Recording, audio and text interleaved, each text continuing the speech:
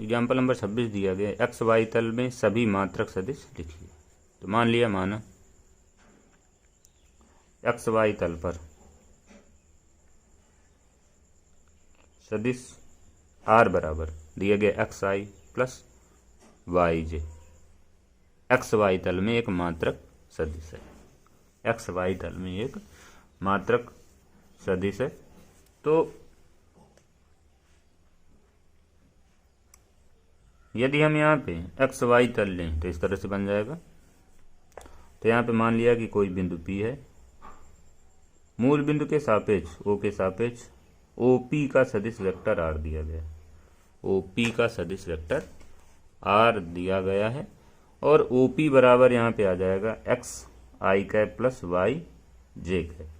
तो यदि हम यहाँ से बिंदु से एक्स अक्ष पे लंब डाल दें और वाई अक्ष पे यदि लंब डाल दें तो मूल बिंदु से n की दूरी x होगी और मूल बिंदु से m की दूरी y होगी। अर्थात यहाँ से यहाँ तक की दूरी x होगी और यहाँ से यहाँ तक की दूरी y होगी। तो इस बिंदु P के निर्देशांक आ जाएंगे x, y। बिंदु P के निर्देशांक निकल आएंगे x, y। और जब बिंदु P के निर्देशांक x, y होंगे तभी हम यहाँ पे लिख सकते हैं कि OP बराबर एक्स आई कैप प्लस वाई जे कैप। अब यहाँ पे एक त्रिभुज बन रहा है ONP, ONP। तो ONP एक समकोण त्रिभुज है, इसलिए यहाँ पे हमने लिख लिया कॉस थीटा बराबर। तो कॉस थीटा पर सूत्र होता है आधार बटे कर्ण। आधार यहाँ पे ON हो जाएगा और कर्ण हो जाएगा OP। तो यहाँ पे हम लिख सकते हैं ON बटे OP। तो ON का जो परिमाण दिया गया वो x दिया गया और OP का जो परिमाण दिया गया उसको हमने लिख लिया माड OP। अर्थात यहाँ पे आ जाएगा x बटे माड OP। तो यहाँ पे आ जाएगा x बटे OP, OP यानी कि वेक्टर R, और वेक्टर R एक मात्रक सदिश था इसलिए इसका मापांक निकालेंगे तो 1 आ जाएगा। अर्थात यहाँ से x की वैल्यू आ जाएगी कॉस थीटा, x की वैल्यू आ जाएगी कॉस थीटा।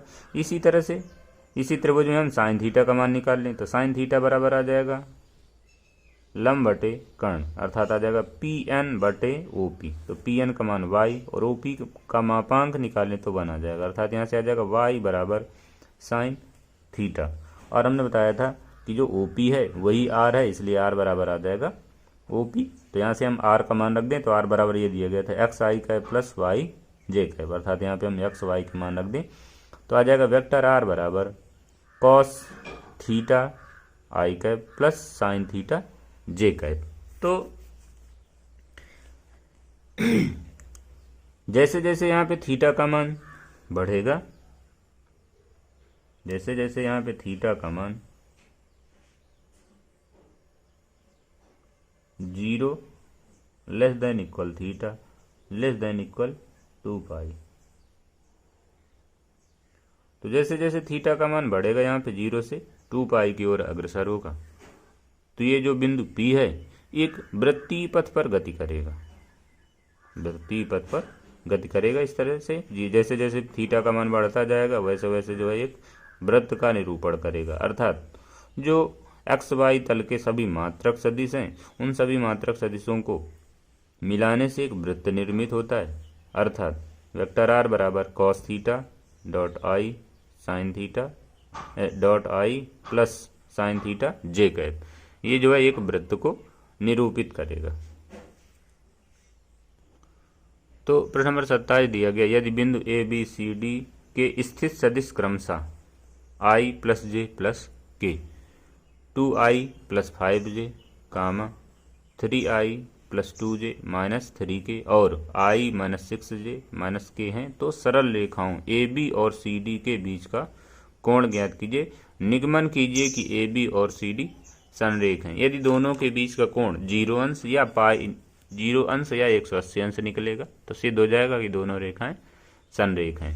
तो हमको यहाँ पे कोण निकालना है AB और CD के मध्य कोण। तो सबसे पहले हम AB का सदिश निकाल लें और CD का सदिश निकाल लें। तो यहाँ पे दिया गया है A का निर्देशांक, A का सदिश दिया गया I plus J plus K, B का सदिश दिया गया 2I प्लस 5J, C का सदिश दिया गया 3I plus 2J minus 3K और D का सदिश दिया गया I minus 6J minus K। तो सबसे पहले यहाँ से निकालेंगे AB बराबर तो आ जाएगा बी का सदिश माइनस ए का सदिश, अर्थात यहाँ पे आ जाएगा बी का सदिश दिया गया 2i प्लस 5j माइनस ए का सदिश दिया गया था i प्लस जे प्लस के, तो माइनस इनका अंदर गुणा करेंगे तो बन जाएगा माइनस का i माइनस का जे माइनस का के, इनको हल करेंगे तो आ जाएगा ए बी बराबर I cap plus 4j cap minus K cap. तो यहाँ पे हम मापांक निकाल लें तो आ जाएगा माड ए बी बराबर अंडर रूट आई के गुणांक का वर्ग प्लस जे के गुणांक का वर्ग प्लस के गुणांक का वर्ग। तो यहाँ पे आ जाएगा 1 प्लस 4 का वर्ग करेंगे 16 आ जाएगा, यहाँ पे 1 आ जाएगा, पूरा हल करेंगे तो 18 आ जाएगा, और इसका हम वर्गमूल ले लें तो 3√2 आ जाएगा।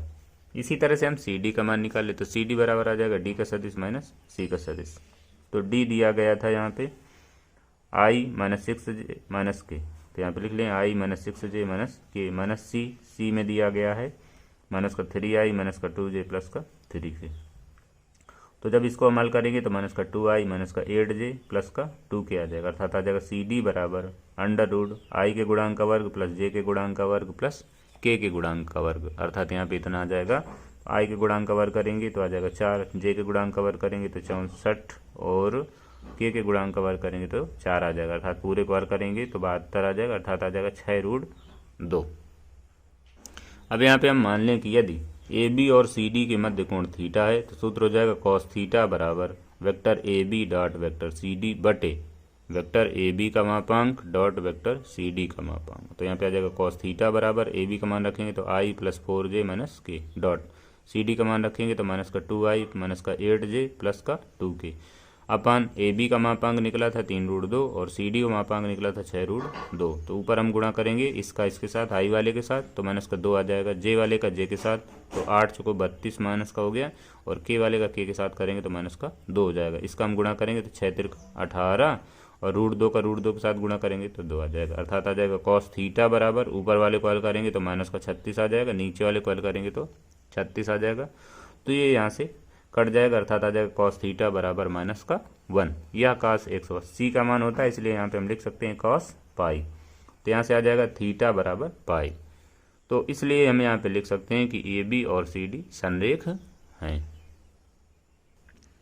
एग्जाम्पल नंबर 28 दिया गया, मान लीजिए कि vector A vector B vector C तीन सदिश इस प्रकार हैं कि माड ए बराबर 3 माड बी बराबर 4 माड सी बराबर 5 और इनमें से प्रत्येक अन्य दो राशियों के योगफल पर लंब है, तो माड ए प्लस बी प्लस सी का मान ज्ञात कीजिए। तो देखें दिया गया है माड ए बराबर 3 माड बी बराबर 4 माड सी बराबर 5 तथा कर प्रत्येक सदिश अन्य दो सदिशों के योगफल पर लंब है। यदि हम ए की बात करें तो वेक्टर ए अन्य दो सदिशों यानी कि बी और सी के योग पर लंब है, अर्थात आ जाएगा हम लिख सकते हैं वेक्टर ए लंब बी प्लस सी, अर्थात यहाँ से आ जाएगा A dot B plus C बराबर 0। इसी तरह से बी की बात करें तो वेक्टर बी सी और ए पर लंब होगा, अर्थात आ जाएगा वेक्टर बी लंब सी प्लस ए, अर्थात यहाँ पे हम लिख सकते हैं बी डॉट सी प्लस ए बराबर 0।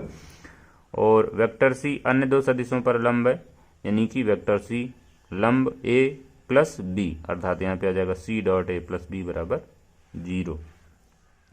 तो यहाँ से हमको मान निकालना था माड ए प्लस बी प्लस सी का मान, तो हम यहाँ से ऐसे लिख लें माड ए प्लस बी प्लस सी का होल स्क्वायर बराबर, अब माड का वर्ग दिया गया तो इसको हम ऐसे लिख सकते हैं A plus B plus C dot A plus B plus C. तो हम इसका इसके साथ गुणा करेंगे तो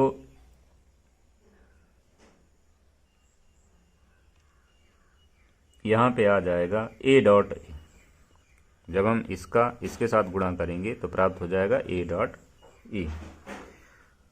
फिर इसके बाद यदि हम इसका इसके साथ गुणा करेंगे तो आ जाएगा ए डॉट, अब अंदर गुणा ना करा के ऐसे हम लिख लें बी प्लस सी, तो ए का इसके साथ गुणा हो गया। अब हम बी का गुणा कराएंगे इसका, तो जब इसका हम गुणा यहाँ पे कराएंगे तो आ जाएगा बी डॉट ए, अब बी का हम यहाँ पे गुणा करेंगे तो आ जाएगा बी डॉट बी, फिर इसके बाद बी का गुणा हम इसके साथ करेंगे तो आ जाएगा बी डॉट सी। इसी तरह से अब हम सी का गुणा करें इसके साथ तो आ जाएगा सी डॉट ए, ऐसे सी का गुणा बी के साथ करेंगे तो सी डॉट बी आ जाएगा, सी का गुणा ए के साथ सी के साथ करेंगे तो सी डॉट सी आ जाएगा। अर्थात यहाँ पे हम लिख सकते हैं कि माड ए प्लस बी प्लस सी का होल स्क्वायर बराबर ए डॉट ए बन जाएगा माड ए का वर्ग, और ये जो दिया गया ये ऐसे ही रहेगा। अब इसके बाद इस वाले पद से और हम इस वाले पद से इन दोनों से b कॉमन ले लें तो यहाँ पे बन जाएगा b dot a plus C, vector a plus vector c, और इसको हम पूरा लिख लें यहाँ पे तो यह आ जाएगा मॉड b का वर्ग। फिर इसके बाद इन दोनों से हम वेक्टर c कॉमन ले लें तो वेक्टर c कॉमन लेंगे तो अंदर आ जाएगा vector a plus vector b। तो यहाँ पे c डॉट c दिया गया तो यहाँ पे आ जाएगा मॉड c का वर्ग, अर्थात यहाँ से आ जाएगा vector a plus vector b plus vector c के मॉड का वर्ग बराबर मॉड a का वर्ग, तो यहाँ पे आ जाएगा 3 का वर्ग, और इसका मान ऊपर दिया गया था a dot b plus c बराबर 0, अर्थात यहाँ पे 0 आ जाएगा, यहाँ पे भी 0 आ जाएगा, और मॉड b का मान दिया गया था 4 तो यहाँ पे आ जाएगा 4 का वर्ग प्लस इसका मान आ जाएगा 0, और यहाँ पे दिया गया मॉड c का मान 5 तो 5 का वर्ग आ जाएगा।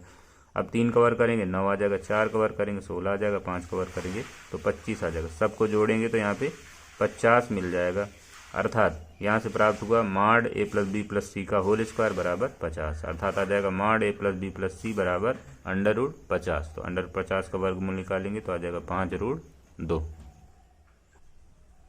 तो एग्जाम्पल नंबर 29 दिया गया, कह रहा है 3 सदिश vector a vector b vector c इस प्रकार प्रतिबंध vector a plus vector b plus vector c को संतुष्ट करते हैं यदि मॉड a बराबर 3, मॉड b बराबर 4 और मॉड c बराबर 2 दिया गया तो राशि म्यू बराबर a dot b plus b dot c plus c dot a का मान ज्ञात कीजिए। देखें यहाँ पे दिया गया था वेक्टर a का मापांक 3 मात्रक है, वेक्टर b का मापांक 4 दिया गया, वेक्टर c का मापांक 2 दिया गया, साथ में दिया गया कि 3 सदिश vector a vector b vector c प्रतिबंध a plus b plus c को संतुष्ट करते हैं।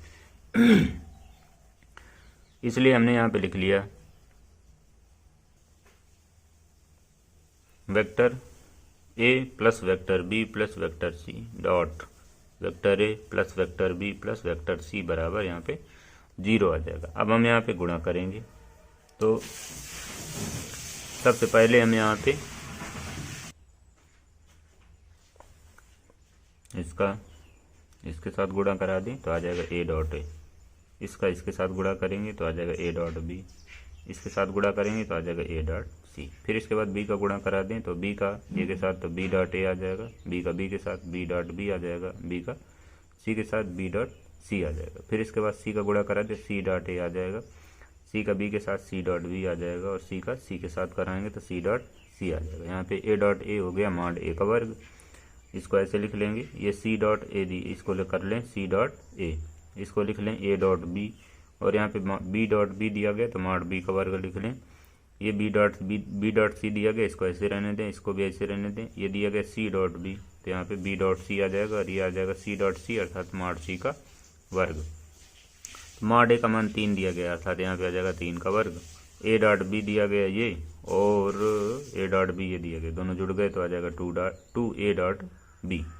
फिर इसके बाद ये बी डॉट सी दिया गया, ये बी डॉट सी दिया गया, दोनों जुड़ गए तो आ गया 2 बी डॉट सी। इसी तरह से सी डॉट ए दिया गया है और सी डॉट ए दिया गया, दोनों जुड़ गए तो आ जाएगा 2 सी डॉट ए। ये दिया गया था यहाँ पे मॉड बी का वर्ग, तो बी का मान 4 दिया गया है, तो यहाँ पे हम मान रख दें तो इसका 4 दिया गया था तो 4 का वर्ग हो गया। फिर इसके बाद मॉड सी यहाँ पे दिया गया, मॉड सी का मान 2 दिया गया, यहाँ पे मान रखेंगे तो 2 का वर्ग आ जाएगा, अर्थात यहाँ पे 3 का वर्ग 9 हो जाएगा। इन सभी से 2 कॉमन ले लें तो यहाँ पे आ जाएगा 2 ब्रैकेट में आ जाएगा A dot B plus B dot C plus C dot A. 4 का वर्ग करेंगे 16 आ जाएगा, 2 का वर्ग करेंगे तो यहाँ पे 4 आ जाएगा। सबको जोड़ लें, 9, 16 और 4 को जोड़ेंगे तो आ जाएगा 29, और दूसरी तरफ पक्षांतर कर दे तो आ जाएगा माइनस का 29। फिर इसके बाद इस 2 को हम इधर पक्षांतर कर दे तो आ जाएगा A dot B plus B dot C plus C dot A बराबर -29/2, अर्थात आ जाएगा म्यू बराबर -29/2। एग्जाम्पल नंबर 30 दिया गया, यदि परस्पर लंबवत मात्रक सदिशों आई जे और के की दक्षिणावर्त पद्धति के सापेक्ष वेक्टर अल्फा बराबर दिया है 3i - j, वेक्टर बीटा बराबर दिया गया 2i प्लस j - 3k, तो बीटा को बीटा बराबर बीटा 1 प्लस बीटा 2 के रूप में अभिव्यक्त कीजिए, जहां पर बीटा 1 वेक्टर अल्फा के समांतर है और बीटा 2 वेक्टर अल्फा के लंबवत है। तो यहाँ पे दिया गया अल्फा बराबर 3i माइनस जे, बीटा बराबर दिया है 2i प्लस जे माइनस 3k, और यहाँ पे दिया गया है कि बीटा 1 अल्फा के समांतर है, इसलिए यहाँ पे हम लिख सकते हैं बीटा 1 बराबर लेमडा अल्फा। तो यहाँ पे हम अल्फा का मान रख दें तो आ जाएगा लेमडा, ब्रैकेट में आ जाएगा 3i माइनस जे, तो यहाँ पे हम अंदर गुणा करा दें तो आ जाएगा 3 lambda I cap minus lambda J cap, अर्थात यहाँ से आ जाएगा बीटा 1 बराबर 3 lambda I cap minus lambda J cap. यहाँ पे हम समीकरण नंबर 1 डाल दें। अब यहाँ पे दिया गया था बीटा बराबर बीटा 1 प्लस बीटा 2, तो यहाँ पे हम बीटा 1 का मान निकाल चुके हैं और बीटा भी दिया गया था, इसलिए हम यहाँ से बीटा 2 का मान निकाल लें तो आ जाएगा बीटा 2 बराबर बीटा माइनस बीटा 1। तो बीटा का मान दिया गया था 2i प्लस जे माइनस 3k माइनस बीटा 1 का मान निकला था 3 लेमडा आई, तो यहाँ पे मान रखेंगे तो आ जाएगा माइनस का 3 लेमडा आई और यहाँ पे हो जाएगा प्लस का जे लेमडा। तो आई वाले को आई के साथ हल करेंगे, जे वाले को जे के साथ, के वाले को के साथ। तो यहाँ पे आ जाएगा बीटा 2 बराबर इससे और इससे आई कॉमन हो जाएगा तो यहाँ पे बचेगा 2 माइनस 3 लेमडा, अर्थात यहाँ पे आ जाएगा 2 माइनस 3 लेमडा आई कैप, और यहाँ पे इस वाले से और इस वाले से जे कॉमन हो जाएगा तो यहाँ पे आ जाएगा 1 और यहाँ पे आ जाएगा प्लस का लेमडा, अर्थात आ जाएगा 1 प्लस लेमडा जे कैप, और यहाँ पे रहेगा माइनस का 3k कैप। तो ये हो जाएगा समीकरण नंबर 2। और यहाँ पे दिया गया था कि बीटा 2 अल्फा पर लंबवत है, इसलिए दोनों का जो डॉट गुणनफल होगा वो 0 होगा, अर्थात हम लिख सकते हैं बीटा 2 डॉट अल्फा बराबर 0। तो बीटा 2 का मान यहाँ पे रखें तो आ जाएगा 2 minus 3 lambda I cap plus 1 plus lambda J cap minus 3k cap dot alpha का मान रखेंगे तो आ जाएगा 3i माइनस जे बराबर 0। तो यहाँ पे गुणा करा लें, आई वाले गुणांक का आई के साथ गुणा करेंगे तो यहाँ पे बन जाएगा 3 ब्रैकेट में 2 माइनस 3 लेमडा माइनस जे वाले का जे के साथ गुणा करेंगे तो आ जाएगा माइनस ब्रैकेट में 1 प्लस लेमडा बराबर 0। यहाँ पे 3 का गुणा करें तो आ जाएगा 6 माइनस 9 लेमडा, और यहाँ पे माइनस का गुणा करें तो माइनस का 1 माइनस का लेमडा बराबर 0। अब इसको हल कर लें तो यहाँ पे आ जाएगा 5, और इसको हल कर लेंगे तो माइनस का 10 लेमडा बराबर 0, अर्थात यहाँ से आ जाएगा 10 लेमडा बराबर 5 या लेमडा बराबर 5/10, अर्थात आ जाएगा लेमडा बराबर 1/2। तो लेमडा का मान जो है समीकरण 1 और समीकरण 2 में रखने पर, तो लेमडा का मान जब समीकरण 1 में रखेंगे तो आ जाएगा बीटा 1 बराबर 3/2i प्लस 1/2j, ये यहाँ से आ जाएगा बीटा 1 का मान। इसी तरह से लेमडा 2 का मान समीकरण 2 में रखने पर आ जाएगा बीटा 2 बराबर आ जाएगा 2 माइनस 3/2 लेमडा 3/2 आई कैप प्लस 1 प्लस 1/2 जे कैप माइनस 3k कैप। तो इसको हम हल करेंगे, तो इसको जब हम हल करेंगे दोनों का एलसीएम 2 आ जाएगा, अर्थात आ जाएगा बीटा 2 बराबर यहाँ पे बनेगा 4 माइनस 3/2 इंटू आई कैप प्लस यहाँ पे एलसीएम ले लेंगे तो यहाँ पे बनेगा 2 प्लस 1/2 जे कैप माइनस 3k कैप। इसको हल करेंगे तो यहाँ पे बनेगा 1/2 आई कैप, यानी कि बीटा 2 बराबर 1/2 आई कैप प्लस इसको हल करेंगे तो यहाँ पे बनेगा 3/2 जे कैप माइनस यहाँ पे हल करेंगे तो आ जाएगा 3k कैप।